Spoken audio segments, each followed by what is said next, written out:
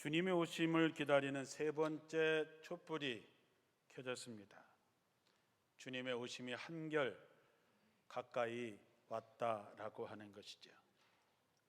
한 걸음 가까이 왔다는 의미, 이거를 좀 더 진지하게 우리가 받아들일 필요가 있습니다. 우린 대부분 어떤 과정보다는 결과에 환호하기도 하고 실망하기도 합니다. 보통 우리는 결과만을 놓고 그것을 평가하는 것이 일반적입니다. 그래서 우리는 뭐로 가도 서울만 가면 된다라고 하는 말이 있지요. 그러나 눈에 보이는 것이 다가 아닙니다. 그 일에 대한 의미, 그 일에 대한 뜻, 그 일에 대한 과정이 있는 것이죠. 우리가 사람하고 어떤 말을 할 때도 그 사람이 내 귀에 들리는 말이 다가 아니죠. 그 사람이 하는 말 속에 뒤에 하고 싶은 말이 따로 있을 때가 종종 있습니다. 우리가 어떤 글을 읽을 때, 편지를 읽을 때도 행간을 잘 봐야 그 사람이 하고자 하는 말이 무엇인지를 정확하게 알 수 있는 것과 같습니다. 그거를 볼 수 있는 안목이 있어야 우리는 성숙한 그리스도인이 될 수 있습니다. 예수님이 이 땅에 오신 마지막은 십자가에서 참혹하게 처형을 당하신 일입니다. 만왕의 왕을 기대하고 예수님에게 많은 것을 기대했던 사람들에게는 예수님의 삶은 결국 실패한 삶이고 비극으로 끝난 삶으로 평가를 내립니다.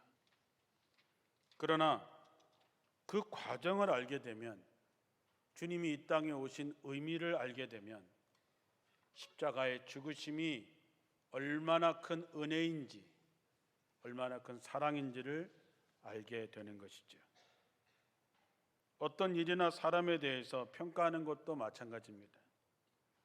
과정을 알지 못하고 그 의미를 알지 못하면 겉으로 나타난 결과에 따라서 자기 생각대로 판단하고 해석하고 평가합니다. 겉으로 나타난 현상이 전부일까요? 아닙니다. 그 뒤에 있는 것을 볼 수 있어야 됩니다. 함부로 이야기하거나 판단해서는 안 되지요. 여러분의 판단과 해석이 하나님 앞에 어떻게 평가를 받을 수 있을까요? 우리가 예수님이 왜 이 땅에 오셨는지, 어떻게 오셨는지를 알아야 우리는 주님을 제대로 맞이할 수 있습니다. 분명한 것은 과정을 모르는 사람에게는 은혜도 임하지 않습니다. 주님이 왜 오셔야 되는지, 어떻게 오셨는지를 모르는 사람은 은혜도 모릅니다. 은혜를 모르는 믿음은 진짜 일리가 없습니다. 그 믿음은 자기 만족의 믿음이거나 허상일 뿐입니다. 믿기만 하면 중생을 하는 것이 아니라 왜 주님이 오셔야 됐는지, 그분이 왜 십자가를 지셨는지, 그래서 그분의 사랑과 그분의 은혜를 알게 될 때에 우린 비로소 은혜를 알게 됩니다. 사랑을 알게 되고, 그래야 전 인격적인 변화가 일어나게 됩니다. 우리는 그것을 거듭남이라고 이야기하는 것이죠. 거짓된 믿음, 자기 중심적인 자기 만족의 믿음에서 벗어나 진짜 은혜와 믿음의 사람이 되어야 됩니다. 그래야 하나님의 나라에 갈 수 있는 것입니다. 우리는 주님이 다시 오심을 기다리며 하나님 앞에서 다시 결단하고 진정 용기 있게 하나님 앞에 설 수 있는 여러분들이 되시기를 축원합니다. 우리는 오늘 주님이 오시는 과정을 살펴보려고 합니다. 우리는 메리 크리스마스, 뭔가 성탄은 즐겁고 기뻐야 된다고 생각해 왔습니다. 물론 그렇습니다. 주님이 이 땅에 오신 것이 우리의 희망이고 소망이고 구원의 답이기 때문에 우린 즐거워하고 기뻐해야 할 일이지만 그 과정을 알아야 진정한 기쁨과 은혜를 누릴 수 있게 되는 것이죠. 여러분, 예수님이 이 땅에 오신 것은 사명 때문에 오신 것입니다. 우리는 예수님이 이 땅에 오셨다, 그래서 기쁘다. 여러분, 사명이라고 하는 말은 맡겨진 일, 맡겨진 임무를 말합니다. 다른 말로 말하면 책임이라고 할 수 있습니다. 맡겨진 일, 맡겨진 임무, 맡겨진 책임이죠. 우리가 종교적인 의미에서는 부르심이라고도 얘기할 수 있습니다. 사람은 누구나 이 세상에 태어날 때 각자에게 주어진 사명이 있습니다. 이 사명을 우리가 가야 할 길이라고 한번 표현해 보겠습니다. 누구에게나 주어진 길, 가야 할 길이 있습니다. 내게 주어진 이 사명은 누구도 대신할 수 없습니다. 그래서 반드시 내가 가야 하는 길이죠. 우리는 어머니의 길이 있고 아버지의 길이 있습니다. 어머니가 어머니의 길을 포기하면, 아버지가 아버지의 길을 포기하면 자식들은 말할 수 없는 고통에 빠지게 됩니다. 그래서 우리는 어떤 상황, 어떤 어려움이 있더라도 그 자식들을 지키기 위해서 어머니의 길, 아버지의 길을 걸어온 것이지요. 교회에서도 마찬가지입니다. 목사는 목사의 길이 있고, 장로는 장로의 길이 있고, 권사는 권사의 길이 있습니다. 속장은 속장의 길이 있습니다. 성가대는 성가대의 길이 있습니다. 교사는 교사의 길이 있습니다. 어느 누구도 주어진 길을 포기하면 해당하는 성도들은 말할 수 없는 고통 속에 빠지게 되지요. 그래서 우리는 그 길을 사명의 길이라고 얘기하고, 사명의 길이라고 하는 것은 하나님께서 우리에게 맡겨진 임무지만 우리가 목숨을 다해서 지켜내야 될 길인 것이죠. 사명의 길은 의무만 있고 권리는 없습니다. 의무만 있고 권리가 없다는 것은 힘든 길입니다. 누가복음 9장 23절에 아무든지 나를 따라오려거든 자기를 부인하고 날마다 제 십자가를 지고 나를 따를 것이니라 했습니다. 자기를 부인한다고 하는 말은 나를 버리는 것입니다. 나를 포기하는 것입니다. 자기를 부인한다고 하는 말의 또 다른 번역에 보면 자기의 욕심과 욕망, 편안한 것들을 다 버리고 자기에게 주어진 십자가, 자기에게 주어진 사명을 가지고 주님의 길을 따라가는 것입니다. 자기 목숨을 구원하고자 하면 잃을 것이고, 누구든지 주님을 위하여 자신의 목숨을 버리면 산다 했습니다. 오늘 그 사명을 위해서 오시는 예수님을 생각해 보려고 합니다. 여러분에게 늘 말씀드리지만 눈에 보이면 사명이고, 귀에 들리면 사명이고, 마음에 감동이 오면 사명이라고 했습니다. 그런데 문제는 사명은 대부분 부담스럽습니다. 신나고 즐거운 것이 결코 아니지요. 모든 예언자들과 하나님의 부르심을 받았던 사람들은 한결같이 한 말이 있습니다. 왜 하필이면 저입니까? 세상에 그렇게 잘난 사람, 똑똑한 사람, 돈 많은 사람, 능력 있는 사람들이 많은데 왜 하필이면 저입니까? 주어지는 사명은 왜 내 마음을 그렇게 괴롭게 만들고 아프게 만드는지 모르겠습니다. 즐겁고 신나는 일이었으면 좋으련만은 대부분 우리들에게 주어지는 사명은 마음에 엄청 부담으로 다가옵니다. 그래서 많은 사람들은 하나님의 부르심인 사명을 애써 외면합니다. 안 들은 척, 못 본 척, 안 들리는 척합니다.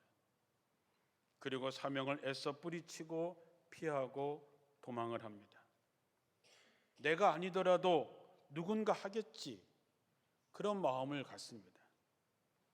사랑하는 성도 여러분, 믿음으로 행하고 행함으로 상급받는다는 것 꼭 기억하시기 바랍니다. 예수님이 이 땅에 오셨을 때에 이 땅의 현실은 어떠했을까요? 세상은 죄악으로 말미암아 절망적이고 사람들은 죄값으로 말미암아 살 소망이 끊어진 상태였습니다. 로마서 3장에는 그 현실을 이렇게 이야기하고 있습니다. 로마서 3장 10절 이하에 기록된 바 의인은 없나니 하나도 없으며 깨닫는 자도 없고 하나님을 찾는 자도 없고 다 치우쳐 함께 무익하게 되고 선을 행하는 자도 없나니 하나도 없도다. 그들의 목구멍은 열린 무덤이요 그 혀로는 속임을 일삼으며 그 입술에는 독사의 독이 있고 그 입에는 저주와 악독이 가득하고 그 발은 피 흘리는 데 빠른지라. 파멸과 고생이 그 길에 있어 평강의 길을 알지 못하였고 그들의 눈앞에 하나님을 두려워함이 없느니라. 이게 인간이 갖고 있는 현실입니다. 의인은 없나니 하나도 없습니다. 하나님을 찾는 자도 없고 깨닫는 자도 없고 선을 행하는 자도 없습니다. 심지어 하나님을 두려워하는 자도 없습니다. 이 결과는 무엇일까요? 예수님께서 마태복음 23장 36절 이하에 말씀하신 것처럼 내가 분명히 말해두지만 바로 이 세대가 이 모든 죄값을 치르게 될 것이다. 예루살렘아 예루살렘아 내가 예언자들을 죽이고 하나님이 보내신 사람들을 돌로 치는구나. 암탉이 병아리를 날개 아래 품듯 내가 내 자녀들을 모으려고 한 적이 몇 번이냐. 그러나 너희가 원치 않았다. 이제 너희 집이 버림을 받아 황폐해질 것이다. 하나님의 버림을 받게 된 인간에게는 멸망의 길로 가고 있고 멸망할 수밖에 없는데 더 큰 문제는 뭐냐? 그것을 아는 사람도 없고 깨닫는 사람도 없고 더 나아가서 하나님을 두려워함도 없어졌다는 것입니다. 이 세대가 결국 죄값을 치르게 되고 집이 버림받아 황폐해질 것이라는 것이죠. 결론적으로 우리는 다 하나님의 진노를 사고 결국 지옥에 갈 수밖에 없는 절망적인 상태라는 것이죠. 희망이라고는 일도 없는 그런 상태가 되어버린 것이죠. 더 절망적인 것은 뭐냐? 이것을 심각하게 생각하는 사람이 없고 이것을 보는 사람도 깨닫는 사람도 없다는 것입니다. 지금 내가 가는 이 길의 끝에 무엇이 있는지를 보는 사람과 보지 못하는 사람의 삶의 자세는 완전히 달라지지요. 죽는지 모르는 사람은 이 세상이 전부인 것처럼 삽니다. 먹고 마시고 시집가고 장가가고 세상의 즐거움에 빠져 있습니다. 마치 한여름 밤에 모닥불을 피워놓으면 그 위로 날아드는 불나방 같은 인생이라고 하는 것입니다. 그런 모습을 지켜보시는 사랑의 하나님의 마음이 얼마나 안타깝고 찢어졌겠습니까? 마치 내가 낳은 자식을 어떤 상황에서도 포기할 수 없는 것처럼 하나님의 마음은 안타까움과 슬픔으로 가득 차 있습니다. 목회를 하면서 교인들 한 사람 한 사람을 생각하고 그를 바라보는 하나님의 마음을 헤아려 볼 때마다 늘 마음이 아픕니다. 하나님의 마음을 기쁘시게 하지 못하는 우리가 참으로 안타깝습니다. 누군가 이 문제를 해결해야 될 텐데 누군가 인간의 죄값을 대신 치르고 인간을 구원해야 할 텐데 방법이 없습니다. 의인은 없나니 하나도 없다 하니 인간의 어떤 방법으로든지 간에 방법이 없는 절망적인 상황이지요. 그때 하나님의 마음을 아시는 예수께서 자원하십니다. 아버지, 제가 가겠습니다. 주님의 눈에는 인간의 죄악이 보입니다. 주님의 귀에는 인간의 영혼의 탄식이 들립니다. 주님의 마음에는 하나님의 마음이 감동으로 오기에 주님이 가시겠다고 하신 것이지요.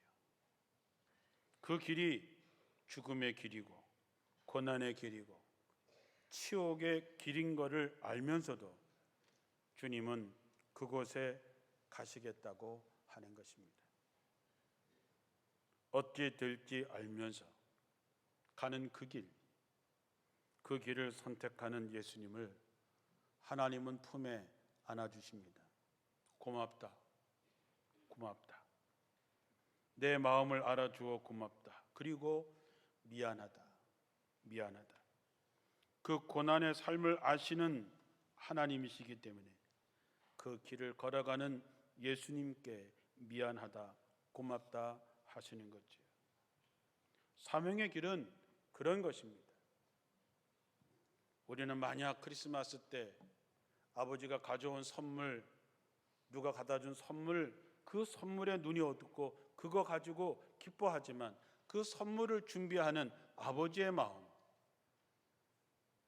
그것을 만드는 과정 속에 아버지의 수고와 애씀을 기억하지 못한다면 그 장난감은 의미가 없는 것이지요. 사명의 길은 이런 것입니다. 죽을 줄 알면서도, 고생할 걸 알면서도, 고난의 길인 것을 알면서도 가는 것이지요. 주님은 그렇게 우리에게 오시는 것입니다. 모세의 삶을 기억해 봅니다. 모세가 나이 80에 하나님의 부르심을 받습니다. 나이 80에 부르심을 받은 모세에게 하나님이 보장해 준 것이 무엇이 있습니까? 이스라엘의 왕이 되는 것이었습니까? 부귀 영화였습니까? 대단한 지도자가 되는 것이었습니까? 모세가 보장받은 것은 단 하나, 내가 너와 함께 하겠다라고 하는 약속 하나뿐이었습니다. 모세가 가장 힘들게 살았던 때가 언제였습니까? 왕궁에서 살던 40년의 세월이었습니까? 아니면 도망가서 양치기로 살던 40년의 세월이었습니까? 모세가 가장 힘들게 살았던 때는 하나님의 부르심을 받았을 때였습니다.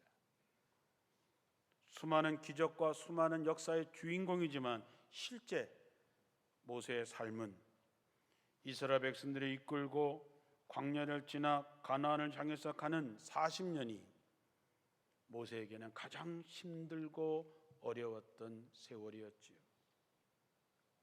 느헤미야는 어땠습니까?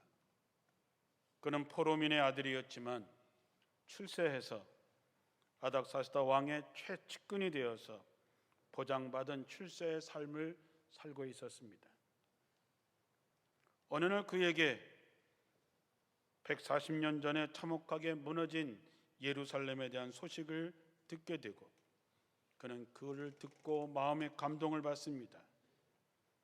여러분, 느헤미야는 예루살렘에서 태어난 사람도 아닙니다. 예루살렘이 무너진 것도 느헤미야의 책임도 아닙니다. 그러니 느헤미야는 그 얘기를 듣고 자기가 책임질 일이 없습니다. 안 됐지만 외면한다고 해도 누구 하나 느헤미야를 탓할 상황이 아니지만 느헤미야는 그 이야기를 듣고 울면서 금식하면서 결국 그 길을 가서 가난과 외적의 침입의 위협과 갈등을 이겨내고 140여 년이나 무너져 있던 예루살렘 성벽을 52일 만에 기적같이 재건하는 주인공이 됩니다. 우리가 바울의 여정을 한번 봅니다. 바울이 인생의 마지막 부분에 가서 그는 예루살렘으로 가려고 준비하고 있습니다. 사도행전 21장 10절 이하에 보면 이제 예루살렘으로 가려고 준비하고 있을 때 유대에서 아가보라고 하는 예언자가 내려와서 그들에게 예언을 합니다. 예루살렘으로 가게 되면 유대인들이 사도 바울을 묶어서 이방인에게 넘겨줄 거라고 하는 것이죠. 그것을 성령께서 가르쳐 주셨다고 하는 것입니다. 그러자 이 말을 들은 사람들은 울면서 바울에게 예루살렘으로 올라가지 말 것을 권면합니다. 그때 바울이 한 얘기가 있습니다. 여러분은 왜 이렇게 울면서 내 마음을 아프게 하십니까? 나는 주 예수님을 위해서 예루살렘에 가서 묶이는 것뿐만 아니라 죽는 것도 각오하고 있습니다. 사도 바울은 예루살렘에 가면 붙잡혀 죽는 길인 줄을 경고도 받았지만 알고 있지만 그는 주님을 위해서 그 길을 갑니다. 이런 것이 사명입니다. 이런 것이 예수를 따르는 사람의 삶의 모습이어야 되죠. 그분들이 가신 길이 예수님이 말씀하신 좁은 길이고 자기를 버리고 십자가를 지고 따르는 길입니다. 사랑하는 성도 여러분, 여러분의 사명은 무엇입니까? 하나님의 부르심을 기억하십니까? 정말 하나님께서 여러분에게 고맙구나, 미안하다라고 하는 말을 들어보신 적은 있습니까? 우리에게 주어진 길, 사명을 알아야 됩니다. 저절로 가는 것이 아닙니다. 그 길은 아무에게나 보여지지 않습니다. 아무에게나 들리지 않습니다. 아무에게나 마음의 감동으로 오는 것이 아닙니다. 많은 사람들이 나는 부족해서라고 하는 말을 많이 하죠. 왜 하필이면 저입니까? 라고 얘기를 하죠. 그러나 사랑하는 성도 여러분, 내가 갖고 있는 능력만큼 사명을 이루는 것이 아니라 사명만큼 능력을 주시는 것을 믿어야 됩니다. 그래서 빌립보서 4장 13절에 내게 능력 주시는 자 안에서 내가 모든 것을 할 수 있느니라 하는 것이죠. 사명의 길을 가려는 자에게는 하나님이 능력을 주시고 세상 끝날까지 함께 하신다 했습니다. 그 길을 꼭 찾아가시기를 주님의 이름으로 축원합니다. 그 길을 가는 사람은 자기를 포기해야 갈 수 있습니다. 아무든지 나를 따라오려거든 자기를 부인하고 날마다 제 십자가를 지고 나를 따를 것이니라. 자기를 부인한다고 하는 말, 자기를 포기하는 것입니다. 자기 욕심, 자기 욕망, 편안한 것들을 버리고 날마다 주어진 사명의 길을 가는 것입니다. 언제 한번 옛날에 중고등부 때 뜨거웠던 마음, 언제 은혜 받았던 그때 그 마음이 끝은 아니라 매일매일 자기의 욕망을 버리고 편안한 것들을 버려야만이 우린 사명의 길을 따를 수 있습니다. 주님이 가신 그 길은 내 것을 가지고 절대 못 갑니다. 내려놓고 부인하고 포기해야 갈 수 있는 것이죠. 예수님께서 부자 청년을 만났을 때에 그는 모든 것에 완벽했지만 주님께서 하신 마지막 말씀, 네 것을 팔아서 가난한 사람들에게 나눠주고 나를 따르라 했을 때 그는 결국 재물을 버리지 못해서 주님을 따르지 못했습니다. 예수님의 제자들은 주님이 부르심이 있을 때에 즉시 모든 것을 버려두고 주님을 따랐습니다. 여러분에게 한번 묻고 싶습니다. 여러분, 어디까지 내려놓아 보셨습니까? 어디까지 포기해 보셨습니까? 어느 것을 포기하신 적이 있습니까? 포기하지 못하면, 내려놓지 못하면 절대로 갈 수 없습니다. 마태복음 5장 11절 이하에 나 때문에 사람들이 너희를 욕하고 핍박하고 거짓말로 온갖 악담을 할 때에 너희는 행복하다. 하늘에서 큰 상이 너희를 기다리고 있다. 기뻐하고 즐거워하여라. 이전의 예언자들도 이런 핍박을 받았다. 여러분, 어디까지 당해보셨습니까? 그때 여러분 기뻐하고 즐거워해 보셨습니까?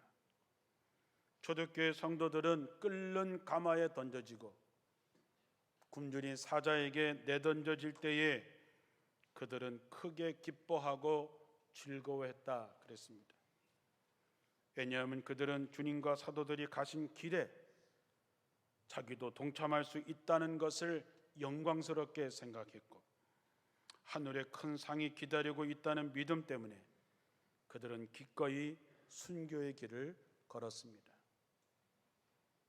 사랑하는 성도 여러분, 여러분에 대한 부르심에 우리는 어떻게 할까요?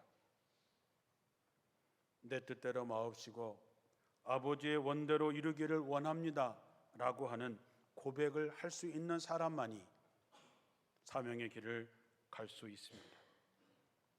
누군가 가야 할 그 길을 걷지 않으면 하나님의 개입은 없고 하나님의 역사는 없습니다. 그 길을 가야 하는 사람이 있고 주님께서 그 길을 가라고 여러분에게 사명으로 부를 때 하나님의 음성, 하나님의 감동을 가지고 여러분들도 그 길을 가시기를 바랍니다. 주님이 그 길을 가셨기에 우리는 구원에 이룰 수 있습니다. 우리에게 주어진 사명의 길을 가야지만 하나님의 나라는 확장될 수 있습니다. 이제 마음에 결단하시고 선택하시기 바랍니다. 선택은 여러분들의 몫이기 때문입니다. 기도하겠습니다. 살아 역사하시는